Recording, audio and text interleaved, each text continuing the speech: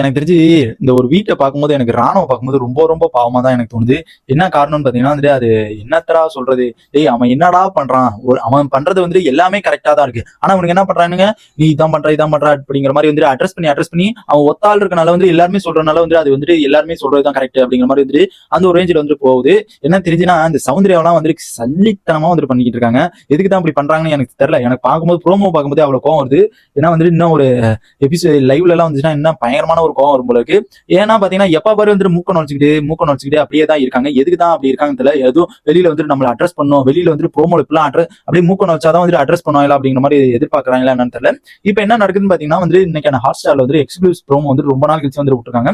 அதை பாக்குறதுக்கு முன்னாடி நம்ம சேனல் புதுசா வந்து சப்ஸ்கிரைப் பண்ணுங்க. 20 பேர் தான் வீடியோ பாக்குறாங்க. 20 பேர் லைக் அண்ட் சப்ஸ்கிரைப் பண்ணி பார்த்தா ரொம்ப ஹெல்ப்ஃபுல்லா இருக்கும். ஏன்னா நம்மளுக்கே ஒரு டிஸ்டர்ப் ஆகுது, என்னடா வியூஸே போல அப்படிங்கிற மாதிரி டிஸ்டர்ப் ஆகுது. அதுக்கு வந்து மறக்காம அதை சப்ஸ்கிரைப் பண்ணிட்டு போயிருங்க. இப்ப அந்த ப்ரோமோல என்ன காமிச்சிருக்காங்கன்னு பாத்தீங்கன்னா வந்து ராணுவுக்கு ஜெஃப்ரிக்கு பயங்கரமான கிளாஷ் ஆகுது. இதுல வந்து சௌந்தர்யா எல்லாம் எதுக்காக உள்ள வராங்க அப்படிங்கிற மாதிரி வந்து தோணுது.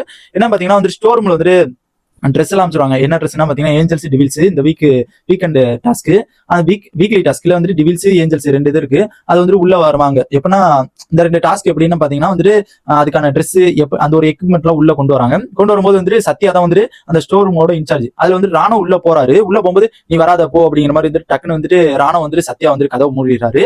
அதுக்கு வந்து சத்யா ராணோ வந்து பயங்கரமான கோவப்படுறாரு. கோவப்பட்டு கத்திட்டு இருக்கும்போது வந்துட்டு அச்சனை வந்துட்டு என்னன்னா அப்படிங்கிற மாதிரி வந்து கேட்கறாங்க. கேட்கும்போது வந்துட்டு நம்ம ராணோ வந்துட்டு எல்லாத்துக்கும் வராது தானே, அதை ஏன் ஒழிச்சு வைக்கிறீங்க, எல்லாரும் பார்க்க வேண்டியது தானே, அதனாலதான் நான் வந்தேன், நான் உங்களுக்கு மனக்கு பர்சனலா வந்துச்சுன்னா நான் வரப்போறேன்னா எல்லாத்துக்கும் இதுல வராது தானே அப்படிங்கிற மாதிரி நியாயமான ஒரு கேள்வி தான் கேட்கறாங்க.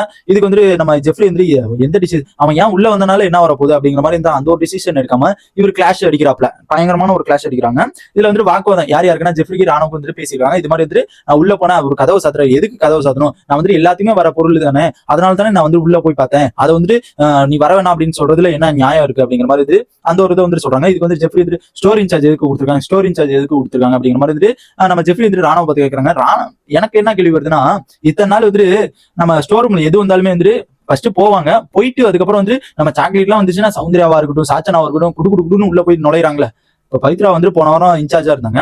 அப்போதைக்கு சாக்லேட்டோ ஏதோ வந்தப்ப வந்துட்டு இவங்க ரெண்டு பேருமே வந்து உள்ள பூந்துட்டு போனாங்களா இல்லையா, அப்போதைக்கு இதை சொல்ல வேண்டியதானே. சௌந்தர்யா இப்ப என்ன சொல்றாங்க பாத்தீங்கன்னா, ஏன் அவங்க பேசிட்டு இருக்காங்க, ஏன் நடுவில் கத்திட்டு இருக்க அப்படிங்கிற மாதிரி வந்துட்டு எப்ப பாரு இப்படிதான் கத்திக்கிட்டே இருப்பியா அப்படிங்கிற மாதிரி வந்து அந்த ஒரு இதை வந்து ராணுவ வந்துட்டு சௌந்தர்யா வந்து தேவையில்லாம பேசியிருக்காங்க. என்ன பாத்தீங்கன்னா இவங்க ரெண்டு பேருமே பேசியிருக்காங்க, கேப்டனு அண்ட் அதுக்கப்புறம் வந்துட்டு ராணுவுக்கு வந்துட்டு ஒரு இது இருக்குது, அட்ரஸ் பண்ணும் அப்படிங்கிறது ஒண்ணு இருக்குது. அதை வந்து தீர்மானிச்சிருக்காங்க. இதுக்கு எதுக்கு இவங்க உள்ள வரணும் அப்படிங்கிறது ரொம்ப கேவலமான ஒரு சௌந்தர்யம் வந்து பண்ணிட்டு இருக்கலாம். அதுக்கப்புறம் இப்போ கொஞ்ச நேரத்துக்கு முன்னாடி லைவ்ல பாத்தீங்கன்னா அந்த ஒரு மஞ்சரி நம்ம ஜாக்லின் ரெண்டு பேருக்கு சண்டை வந்திருக்கும். இதுல வந்து சௌந்தர்யா இதுக்கு மார்க்கிங் பண்ற மாதிரி ரொம்ப ரொம்ப கேவலமா பண்ணிட்டு இருக்காங்க. எனக்கு சுத்தமா புரியல. லாஸ்ட் வீடியோ நீங்க பாத்துருந்தீங்கன்னா தெரிஞ்சிருக்கும் நானே எவ்வளவு கடுப்புல பேசிட்டு இருப்பேன்னு.